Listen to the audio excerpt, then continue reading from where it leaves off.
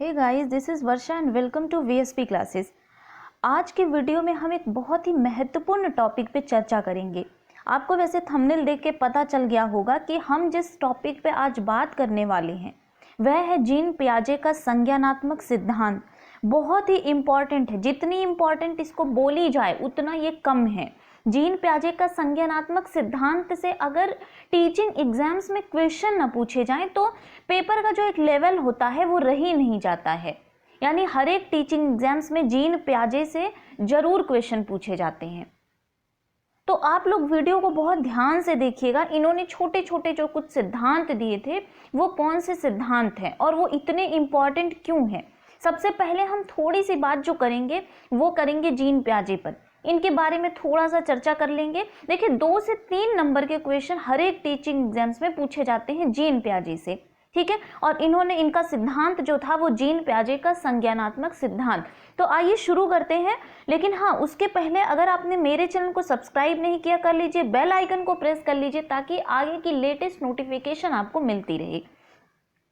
आइए शुरू करते हैं। सबसे पहले आप दीदार कर लीजिए जीन पियाजे जी का। यही है जीन पियाजे जिन्होंने एक थ्योरी दी थी पियाजे का संज्ञानात्मक विकास का सिद्धांत। देखिए कभी कभी जो है वो डायरेक्ट क्वेश्चन पूछ लिया जाता है, यानी कि कॉग्निटिव डेवलपमेंट की इन्होंने थ्योरी जो दी थी वो दिया था इन्होंने, ठीक है। तो जीन पियाजे को आप लोग जरूर याद कर लीजिएगा क्योंकि ये ऐसे महापुरुष हैं जो एग्जाम में बहुत कंफ्यूज करते हैं और बहुत ही परेशान करते हैं। तो देखिए सबसे पहले जो एक क्वेश्चन यहाँ से निकल के आता है कि जीन पियाजे ने कौन सा सिद्धांत दिया था। आज मैं केवल कंसेप्ट आपका क्लियर करूंगी, उसके बाद मैं जीन पियाजे से रिलेटेड मोस्ट इंपॉर्टेंट 20 क्वेश्चन को भी कवर अप करूंगी। तो जितने भी डाउट्स हैं जीन पियाजे से वो क्रिस्टल आपके क्लियर हो जाएंगे। तो एक जो क्वेश्चन पहले आता है कि जीन पियाजे ने कौन सा सिद्धांत दिया था, तो ये दिए थे पियाजे जो दिए थे वो संज्ञानात्मक विकास का सिद्धांत, ठीक है। कॉग्निटिव डेवलपमेंट इन्होंने दिया था। अब एक और क्वेश्चन यहाँ से बन के आता है। देखिए आप DSSB, ठीक है, DSSB में ये क्वेश्चन पूछा भी गया था कि जीन पियाजे कहाँ के निवासी थे। तो बता दूं मैं आपको कि जीन पियाजे जो थे वो स्विट्जरलैंड के निवासी थे। और इनकी जो एक बहुत ही बड़ी विशेषता मानी जाती है वो क्या मानी जाती है कि इन्होंने अपने खुद के बच्चे के ऊपर एक्सपेरिमेंट्स किए थे, ठीक है। इन्होंने अपने खुद के बच्चे पे ही कर लिया था प्रयोग। और अगर इनके जन्म की बात करें तो 9 अगस्त 1896 और अगर मृत्यु की बात करते हैं तो 16 सितंबर 1980। ये इनके जन्म और मृत्यु के बारे में है, ठीक है। जीन पियाजे हैं और इन्होंने संज्ञानात्मक विकास का सिद्धांत दिया था। अब आइए देखते हैं कि इन्होंने और क्या बताया था। इन्होंने देखिए छोटे छोटे शब्दों को दिया था। उन शब्दों, वो हैं तो बड़े छोटे शब्द पर उन शब्दों का जो मतलब होता है उसी से आजकल क्वेश्चन पूछे जा रहे हैं। तो वो क्या क्या है आइए एक बार देखते हैं। तो जीन पियाजे द्वारा दिए गए महत्वपूर्ण संप्रत्यय, इन्होंने कौन कौन से संप्रत्यय दिए, यानी इन्होंने छोटे छोटे जो वर्ड दिए थे उनका मतलब क्या है, उनका यूज कहाँ किया जाता है और किस एज में बच्चा किस स्तर तक पहुंच जाता है। देखिए जीन पियाजे जी का क्या कहना था कि जैसे जैसे बच्चे की एज बढ़ती रहती है वैसे वैसे बच्चे में संज्ञानात्मक विकास अपने आप होता रहता है। और शायद इसीलिए जीन पियाजे ने बच्चों को क्या बोला है, इन्होंने कहा है बच्चा जो होता है वो नन्हा वैज्ञानिक होता है, ठीक है। यानी कि बच्चा खोज और निर्माण के द्वारा चीजों को सीखता है। उसको हमें कंट्रोल में नहीं करना चाहिए कि तुम ये सीखो ये पढ़ो। बच्चा खुद ही क्या करेगा, खोज करेगा और वो नए नए तरीकों को सीखने लगता है जैसे जैसे उसकी एज बढ़ती रहती है। उन्होंने एज पे बहुत बड़ी बात करी है, आगे हम डिटेल में पढ़ेंगे। सबसे पहले हम देखेंगे इन्होंने एक शब्द दिया था अनुकूलन। हम देखते हैं कि अनुकूलन का आखिर मतलब क्या है। अब देखिए वातावरण के अनुसार अपने आप को ढालना, यहाँ डालना नहीं बल्कि ढालना होगा, ठीक है। वातावरण के अनुसार अपने आप को ढालना ही क्या कहलाता है, अनुकूलन कहलाता है। जैसे जो चीज हमें बता दी जाती है एक बार, उसे हम आगे आने वाले क्या करते हैं, आगे आने वाले टाइम में हम वातावरण के साथ मैनेज कर ले जाते हैं, संतुलन बना ले जाते हैं, ठीक है। एक जो अनुकूलन हम होते हैं वो एक वातावरण के साथ अपने आप को वैसे ही ढाल लेते हैं, एडजस्टमेंट कर लेते हैं, ठीक है। यही होती है अनुकूलन यानी कि एडाप्टेशन। अब हम अनुकूलन के प्रकार के बारे में चर्चा करेंगे कि अनुकूलन संतुलन दो प्रकार का होता है। एक कौन सा होता है? आत्मसातीकरण, यानी कि एसिमिलेशन क्या होता है इसके बारे में चर्चा करेंगे। तो देखिए एसिमिलेशन में क्या होता है? पूर्व ज्ञान को नवीन ज्ञान से जोड़ना। अब इसका क्या मतलब होता है? देखिए एक एग्जाम्पल से आप लोग समझिएगा कि एक छोटा जो बच्चा होता है, ठीक है, उसकी बहन, उसकी मम्मा जो भी हैं वो बताती है कि ये देखो ये बिल्ली, एक बिल्ली का बच्चा है जिसको वो बताती है कि ये बिल्ली का बच्चा है, इसके 4 पैर हैं, ठीक है, और ऐसे ऐसे बिल्ली का बच्चा होता है। तो क्या होता है कि जब अगली बार शेर के बच्चे को एक बच्चा देखता है कि शेर का एक बच्चा होता है, जब बच्चा उसको देखता है तो अपने पूर्व ज्ञान को नवीन ज्ञान से जोड़ने की कोशिश करता है, ठीक है। उसको ये लगता है कि कल मेरी मम्मा ने मुझे बताया था कि बिल्ली का बच्चा है, उसके 4 पैर हैं, और सेम उस शेर के बच्चे में भी देखता है कि ये भी एक छोटा सा बच्चा है, इसके भी 4 पैर हैं। यानी कि जो उसको पुराने टाइम में जो बताया गया था कि ये बिल्ली का बच्चा, इसके 4 पैर, वो उन्हीं चीजों को, यानी कि पूर्व ज्ञान को अपने वो नवीन ज्ञान में कन्वर्ट करने की कोशिश करता है, ठीक है। तो यही होती है आत्मसातीकरण, यानी कि एसिमिलेशन। यहाँ पे वो ऐड कर रहा है। एसिमिलेशन को और समझने के लिए आप ऐड करना समझ सकते हो कि जहाँ पे पूर्व ज्ञान से नवीन ज्ञान में ऐड कुछ किया जाता है वो क्या होता है? आत्मसातीकरण। अब हम बात करते हैं समायोजन की, ठीक है। समायोजन क्या होता है? पूर्व ज्ञान या योजना में परिवर्तन करके वातावरण के साथ जब तालमेल बैठाया जाता है तो उसे ही समायोजन कहते हैं। तो उसे ही हम क्या कहते हैं? समायोजन कहते हैं। यानी कि पूर्व ज्ञान या पूर्व योजना में परिवर्तन कर दिया जाता है, और परिवर्तन करने के बाद हम वातावरण से तालमेल बैठाते हैं। अब देखिए फिर से एग्जाम्पल वही लेके चलेंगे कि एक बच्चा है, उसकी मम्मा ने उसको बताया कि 4 पैरों वाला ये जो आपको दिख रहा है वो बिल्ली का बच्चा है। लेकिन अगली बार वो क्या करेगा? अगली बार जब वो शेर के बच्चे को देखेगा कि इसके भी 4 पैर हैं, ये भी बिल्ली के बच्चे की तरह दिख रहा है, लेकिन वो अंतर करना सीख जाएगा, पूर्व ज्ञान में परिवर्तन कर लेगा वो, ठीक है। वो पूर्व ज्ञान में परिवर्तन कर लेगा और वातावरण के साथ तालमेल बैठा लेगा कि नहीं, मम्मा ने तो बताया था कि वो बिल्ली का बच्चा था, लेकिन ये बिल्ली का बच्चा नहीं है, ये शेर का बच्चा है। बेशक इसके भी 4 पैर हैं, पर ये शेर का बच्चा है, ना कि बिल्ली का बच्चा। यानी पूर्व ज्ञान में परिवर्तन करके क्या कर रहा है बच्चा? वातावरण के साथ तालमेल बैठा ले रहा है, और इसी को हम कहते हैं समायोजन। यानी कि वातावरण के साथ वो समायोजित हो गया है। क्लियर? आगे चलते हैं हम। संतुलन यानी कि इक्विलिब्रेशन क्या है, ये बातें हम करेंगे। संतुलन बैठाना, इसके द्वारा बालक आत्मसातीकरण और समायोजन की प्रक्रियाओं के बीच संतुलन कायम करता है। देखिए एक जो आपके समक्ष अगर कोई प्रॉब्लम आती है तो आप कंफ्यूज हो जाते हैं कि हम इसका निवारण कैसे करें, आत्मसातीकरण द्वारा करें या फिर समायोजन करके करें। तो एक जो कंफ्यूजन आपके दिमाग में बना रहेगा उसी को ही हम संतुलन कहते हैं। यानी कि कंफ्यूजन याद रखिएगा, जहां कंफ्यूजन हो जाए दो चीजों के बीच में, वही होती है संतुलन, और वहां पे बच्चा क्या कर रहा है? संतुलन को कायम करता है, ठीक है। अब हम बात करते हैं स्कीमा। स्कीमा से बहुत सारे क्वेश्चन पूछे जाते हैं, हर एक टीचिंग एग्जाम्स में स्कीमा से बहुत क्वेश्चन निकल के आते हैं। तो स्कीमा क्या है ये बताना है। तो देखिए यह एक ऐसी मानसिक संरचना है जिसका सामान्यीकरण किया जा सके। ये हो गई एक परिभाषा, ठीक है, एक बुक वाली बात हो गई। अब हम अपने लैंग्वेज में इसको समझने की कोशिश करेंगे। तो स्कीमा के बारे में अगर हम बात करें तो जो कुछ भी, अगर आप एक फोन लिए हैं और एक फोन को आपको बच्चों को बताना है कि ये क्या है, तो एक जो उसको आप दिखा के बताएंगे कि ये एक फोन है। फोन देखने के बाद बच्चे के माइंड में जो एक इमेज क्रिएट हो जाती है, ठीक है, एक जो इमेज फिट हो जाता है माइंड के अंदर, वही होती है हमारी स्कीमा। जैसे कि आपने 1-2 पढ़ाया बच्चों को, ठीक है, छोटे बच्चे आपने उनको 1-2 पढ़ाया, ठीक है। अगली बार अगर बच्चा बाहर निकलेगा और उसको कहीं पे भी 1-2 दिखाई देगा तो उसके दिमाग में जो आपने 1-2 पढ़ाया था उसका जो एक स्कीमा बन चुका है, देख के वो तुरंत समझ जाएगा।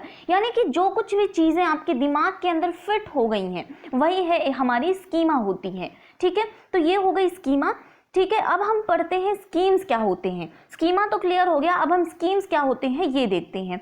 यह बालक द्वारा समस्या समाधान के लिए किए गए चिंतन का अभिव्यक्त रूप होता है, अर्थात मानसिक संक्रियाओं का अभिव्यक्त रूप ही स्कीम्स कहलाता है।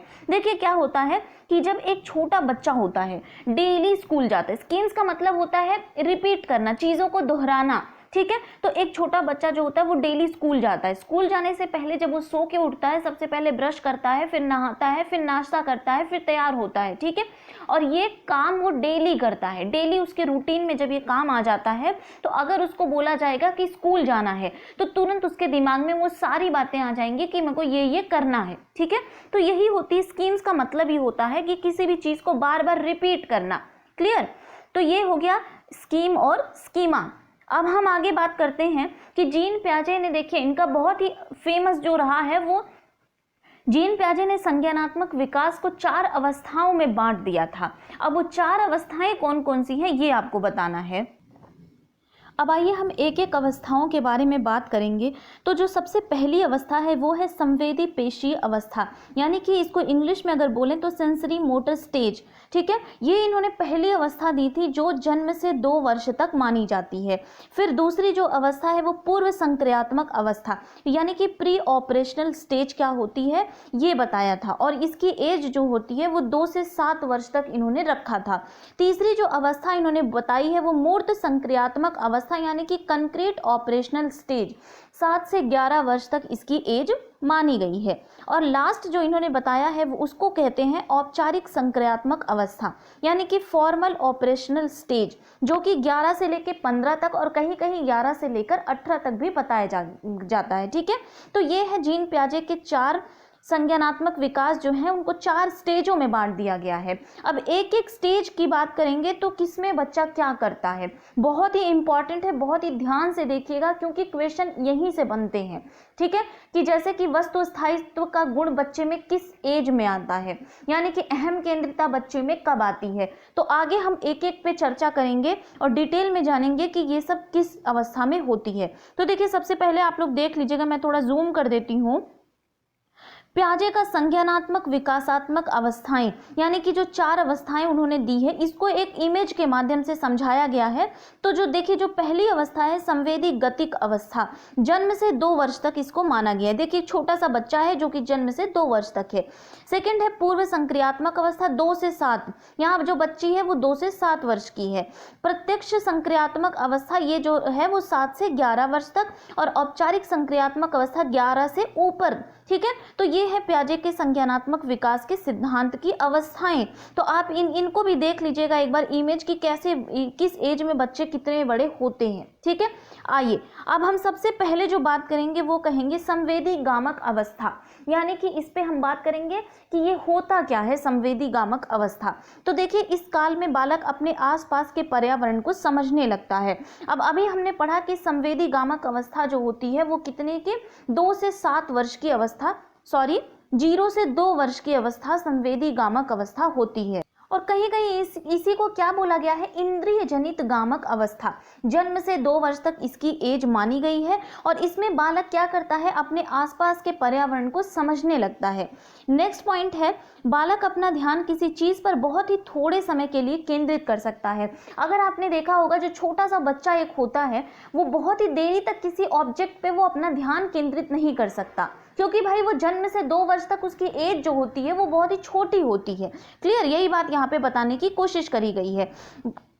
नेक्स्ट ऑप्शन है भाषा के स्थान पर बच्चा संकेतों का प्रयोग करता है, ठीक है। अब 2 साल में बच्चा बात नहीं कर पाता, भाषा का यूज नहीं कर पाता, तो वो संकेतों के माध्यम से ज्यादातर काम अपना करवा लेता है, ठीक है। और जो सबसे इंपॉर्टेंट है वो है इस अवस्था में वस्तु स्थायित्व, यानी कि ऑब्जेक्ट परमानेंस का गुण पाया जाता है। अब ऑब्जेक्ट परमानेंस क्या होता है, देखिएगा छोटे जो बच्चे होते हैं अगर आप उनको कोई खिलौना दे रहे हैं, ठीक है, पहले वो खिलौने से खेलेगा, लेकिन जब आप उनको परेशान करने के लिए आप उनके खिलौनों को छुपा दोगे, मान लीजिए तकिए के नीचे आपने छुपा दिया खिलौना, तो वो इधर उधर बच्चा देखता है, और उस देखने का क्या मतलब होता है कि बच्चा खिलौने को ढूंढ रहा है, ठीक है। इससे क्या सामने आया, इससे जीन पियाजे ने देखा कि बच्चे के अंदर ऑब्जेक्ट परमानेंस का जो एक गुण होता है वो संवेदी गामक अवस्था में ही आ जाता है, यानी कि जन्म से 2 वर्ष तक के अवस्था में ही बच्चों में ऑब्जेक्ट परमानेंस के गुण जो होते हैं वो आ जाते हैं। क्लियर?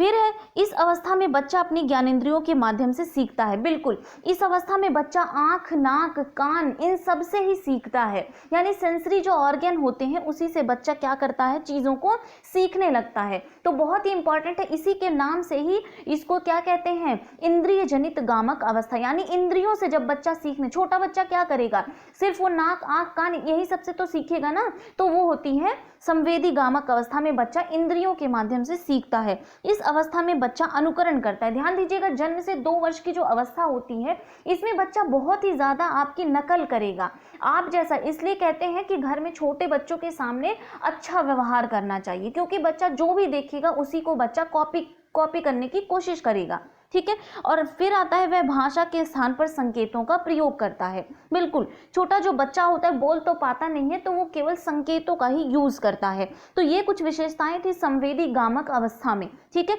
जिसमें वस्तु स्थायित्व तो सबसे बहुत ही इंपॉर्टेंट है ये। अब आगे आते हैं पूर्व संक्रियात्मक अवस्था। अब इसकी जो एज है वो है 2 से 7 वर्ष, ठीक है। पूर्व संक्रियात्मक अवस्था क्या होती है, इस अवस्था में बच्चे में प्रतीकात्मक सोच पाई जाती है, ठीक है, यानी कि बच्चा जो होता है वो प्रतीकों के माध्यम से सोचता है, प्रतीकात्मक एक जो सोच होती है वो उसके अंदर विकसित हो जाती है। और फिर नेक्स्ट पॉइंट है अहम केंद्रिता, बहुत इंपॉर्टेंट है। अहम केंद्रिता क्या होती है, वो बच्चों में आ जाता है, यानी कि ईगो सेंट्रिज्म का गुण जो होता है वो बच्चे में विकसित हो जाता है। अब अहम केंद्रिता क्या होती है इसको समझ लेते हैं। देखिए, जब इसमें अहम केंद्रिता में क्या होता है, ईगो सेंट्रिज्म हो जाता है बच्चा, यानी उसको लगता है कि जो कुछ भी वह कर रहा है, जो कुछ वो सोच रहा है वो सब कुछ ठीक है, ठीक है। बच्चे में एक अहम की भावना आने लगती है, और कितने अवस्था में, 2 से 7 वर्ष तक की एज में, वही होती है अहम केंद्रिता। उसको लगता है कि जो कुछ भी वो कर रहा है, जो कुछ भी वो सोच रहा है वो गलत नहीं हो सकता। क्लियर। नेक्स्ट जीववाद, यानी कि एनिमिज्म। बच्चा एनिमिज्म, जीववाद क्या होता है, एनिमिज्म होता है, यानी इसमें क्या होता है, बच्चा निर्जीव वस्तुओं में सजीव चिंतन करने लगता है, उसे ही हम जीववाद, बहुत इंपॉर्टेंट है। तो पूर्व संक्रियात्मक अवस्था में जीववाद की भावना भी विकसित हो जाती है। अब जीववाद की अगर हम बात करें तो देखिए, जैसे कभी कभी आप देखते होंगे कि बच्चा क्या करता है, खेलते खेलते गिर जाता है, ठीक है। फर्श पे अगर बच्चा गिर जाता है उसको चोट लग जाती है, लेकिन अगर उससे कोई बड़ा या उसकी मम्मा या उसके पापा जो भी हैं अगर आके फर्श को ऐसे झूठ मूठ का मारने लगते हैं कि मेरे बच्चे को मार दिया, लो मार दिया, तो बच्चे को क्या लगता है, बच्चा बहुत ही खुश हो जाता है।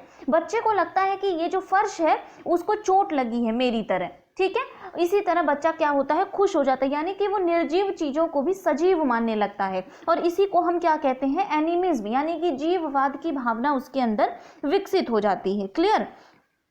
नेक्स्ट पॉइंट है, इसमें बालक का चिंतन साधारण एवं सरल होता है। जाहिर सी बात है, जब बच्चा 2 से 7 वर्ष की एज का ही है तो वो चिंतन जो होगा वो साधारण, सिंपल होगा, ठीक है, सिंपल और सरल होगा, और वह भाषा के माध्यम से अपने विचारों को व्यक्त कर सकता है। अब उसके अंदर एक लैंग्वेज जो होती है वो विकसित हो गई है, जो भाषा को बोलने के लिए जो 5 तंत्रियां हैं वो विकसित हो गई हैं, तो वो जो कुछ भी उसको काम होता है तो वो बोल के, यानी कि भाषा के माध्यम से अपने विचारों को व्यक्त करता है। ये थे पूर्व संक्रियात्मक अवस्था के कुछ गुण, ठीक है। अब हम आगे चलते हैं, मूर्त संक्रियात्मक अवस्था। 7 से 11 वर्ष तक इसकी एज मानी गई है, 7 से 11 वर्ष तक, ठीक है। अब इसमें क्या होता है, आइए ये देखते हैं। इसमें तार्किक चिंतन प्रारंभ हो जाता है। बिल्कुल, बच्चा क्या करता है, तर्क से सोचने लगता है, क्योंकि 7 से 11 में बच्चे जो होते हैं वो थोड़े बड़े हो जाते हैं, ठीक है, तो तर्क शक्ति उनकी जो होती है वो विकसित हो जाती है, यही बताया गया है फर्स्ट पॉइंट में। नेक्स्ट वह आते हैं, वह अपने सामने उपस्थित 2 वस्तुओं के बीच तुलना करना, अंतर करना, समानता व असमानता बताना और सही गलत में भेद करना आदि सीख जाता है। 7 से 11 वर्ष की आयु का बच्चा है तो वो धीरे धीरे चीजों को क्या करता है, सीख जाता है। अगर आपने को बोला है कि ये जो है क्या, इसमें दोनों चीजों में अंतर करना बताओ, जैसे एक एग्जांपल से आप समझिएगा कि एक जैसे 2 ग्लास है, एक लंबा ग्लास है और दूसरा क्या है, चौड़ा ग्लास है, और दोनों में बराबर पानी भरा हुआ है, ठीक है। और इसके बारे में अगर बच्चे को आप बताएंगे कि अगर आप बच्चे से पूछ रहे हैं कि किस ग्लास में पानी ज्यादा है, तो लंबे ग्लास में पानी चौड़े ग्लास की तुलना में अधिक है, ठीक है, तो वो ये चीज बता सकता है, यानी कि वो तुलना कर सकता है, अंतर कर सकता है। किसमें? मूर्त संक्रियात्मक अवस्था 7 से 11 वर्ष की अवस्था में। और वो चीज़ों के बीच में क्या करते, दो चीज़ों के बीच में समानता व असमानता भी बता सकता है। क्लियर?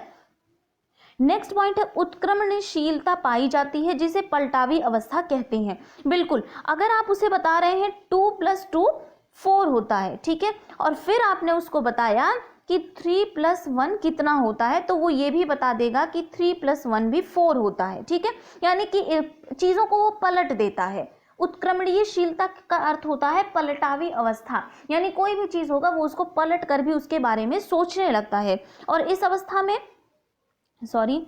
अवस्था में बच्चा दिन, तारीख, समय, महीना, वर्ष बताने योग्य हो जाता है। बिल्कुल सही बात है, 7 से 11 वर्ष तक का बच्चा, इतना उसकी जो संज्ञान होती है। अब देखिए, आप संज्ञान का मतलब पहले समझ लीजिएगा।